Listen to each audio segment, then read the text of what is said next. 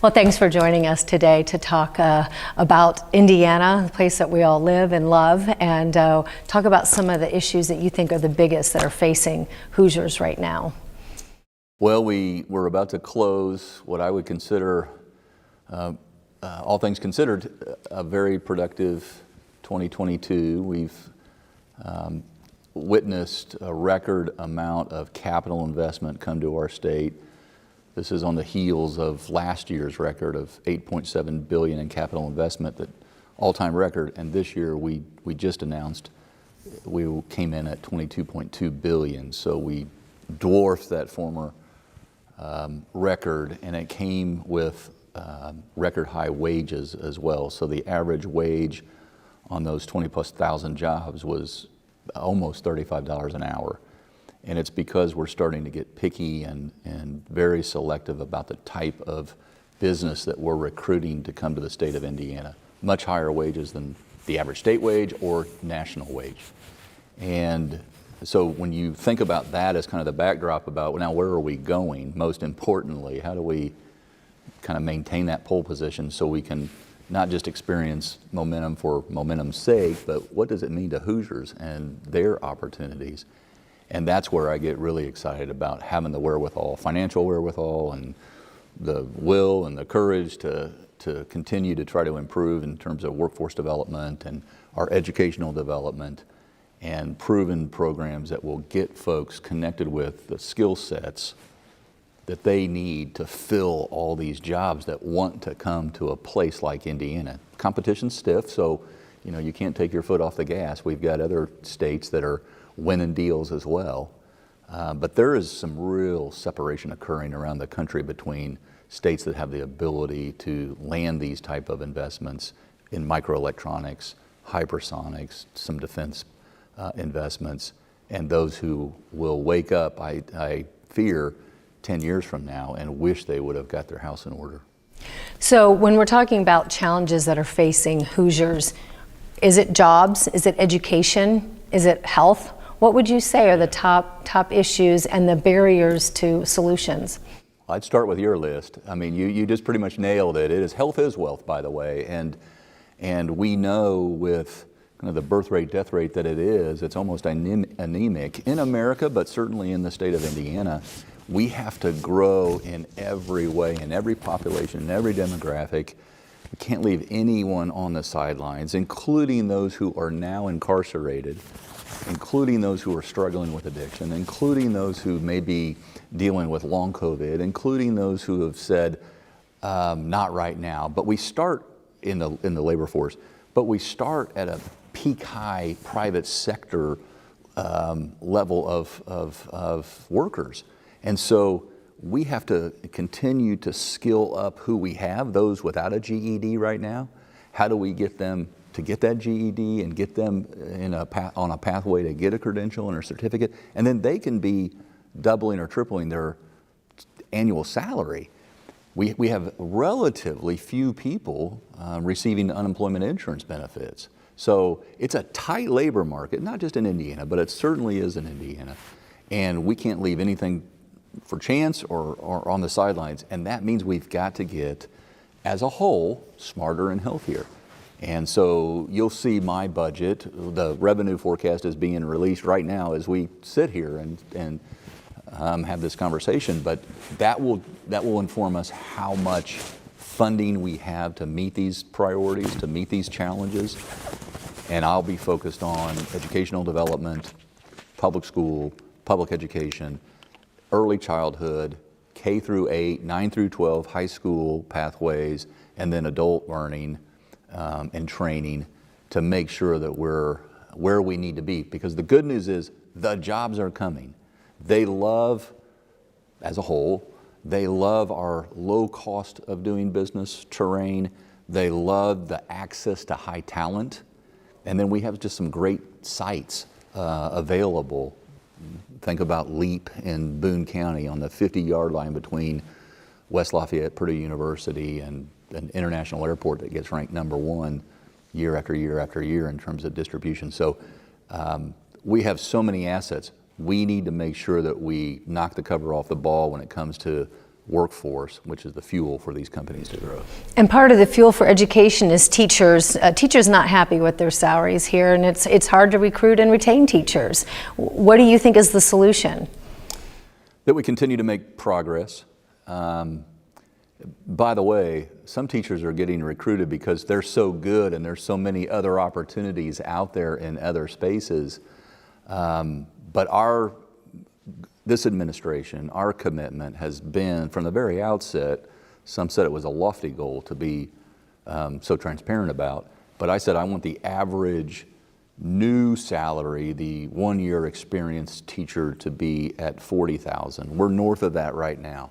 I want the average teacher salary to be $60,000. We're not there yet. It used to be $51,000, now it's $57,000. When you talk about the whole package, we're more in the $70,000 range in terms of insurance and pension benefits, et cetera.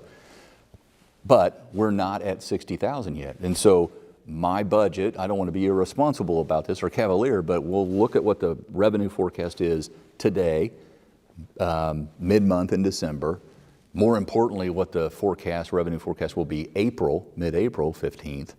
And just like the last budget session, we were able to increase funding in various programs come that April forecast because we knew that we could be responsible about it. Same will be reflected in my budget going forward in terms of public education. So we'll be seeking increases. The exact level, maybe ask me in an hour after I see the revenue forecast. But it will be reflected in the agenda and the budget that I put forward January 4th and January 5th. Legalizing marijuana is something that people believe would bring jobs and would bring money, revenue to the state of Indiana. Where do you stand on legalizing marijuana at this point? I'm one that doesn't like to pick and choose, won't do that as long as I'm here, which laws to follow and not. And marijuana is still, federally speaking, on federal books, illegal. There is a practice from states and the federal government, for that matter, to look the other way on this issue. I don't know of any other issue, quite frankly, where it's against the law, and yet we say, well, it can be done if you use cash, and the banks can't accept it, and we'll just not prosecute.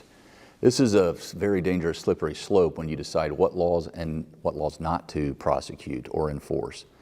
And so for me, if I'm agnostic, if I'm willing to listen to the facts, certainly it would generate revenue. By the way, there's two sides to the ledger. It also generates some other things that may be adverse to society. But let's have the medical research conducted, the real medical research. Years ago, I had agreement from Purdue University to do the agricultural research and Indiana University to do the medical research. These are two globally renowned institutions. And I offered the federal government, these two universities in my home state will produce the research to tell us if in fact medicinally it's advantageous and recreational if it's, what are the counterbalances and what are the pros and the cons. And no one took us up on that offer. And the law 4 years later has still not changed. And so up until the law changes, and I think that we should be doing research in the meantime, ongoing, simultaneously, but until the federal government changes the law, I don't think states should be kind of ditching a law and order approach to this or any other issue. Another controversial issue is abortion.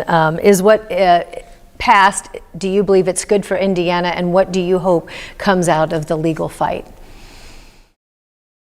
Well, I hope it doesn't drag on, I guess, any longer than it needs to. I understand that the system needs to be fair and thorough, so I'm not asking them to expedite something irresponsibly. However, I believe that this followed the right process, and it did for the last 50 years when the shoe was on the other foot, so to speak. And there were those who thought that it was ill-conceived, unconstitutional, which was later proven to be, and forces on that side of the spectrum worked to change the law up until the judiciary got involved and completely overturned it. The same, I think, will be true in the years to come. I hope for clarity sooner rather than later, but not rushing it, so that that issue, like other controversial issues, can be debated properly state by state. Certainly in our state house, it will continue to be. What has not occurred, as I've seen, during the time of special session and as we sit here today, universities like Purdue and Indiana are proving that their enrollments are holding and or are up. And we probably will add, with the recent development here at IUPUI, with those universities separating but staying and then growing more enrollment here, and certainly the number of jobs that are coming to Indiana, the population increase. We just had this year, the momentum index came out, and it judges the momentum in terms of capital investment, population growth, and employment growth in America.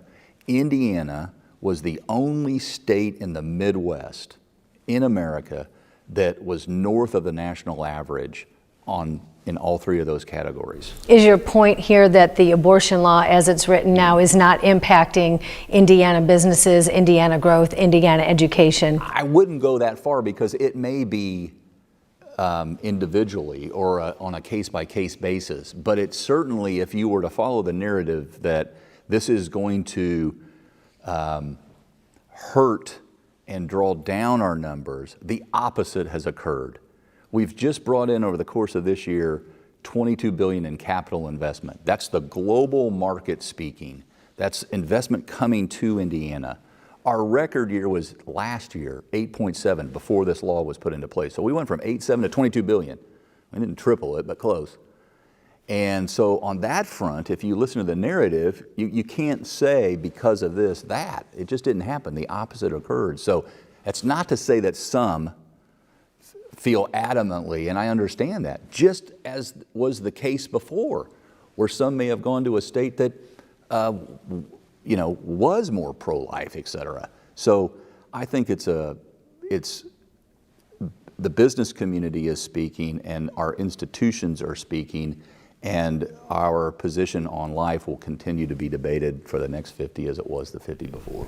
Let's talk about politics real quick, because I'm sure we're getting ready to wrap up here. The candidates are lining up to replace you, running for governor. I take that as a compliment. Including your lieutenant governor. At this point, who do you support and endorse, and why? Well, I support all of them running, and am glad people are passionate about it. I have, throughout life, been a pretty focused individual, and I've not tried to take my attention off of my responsibilities, and have shared with everyone that my responsibility right now is this budget session. And this is not just my last, but it's a very important one to continue to hopefully meet the moment and continue the momentum that's out there.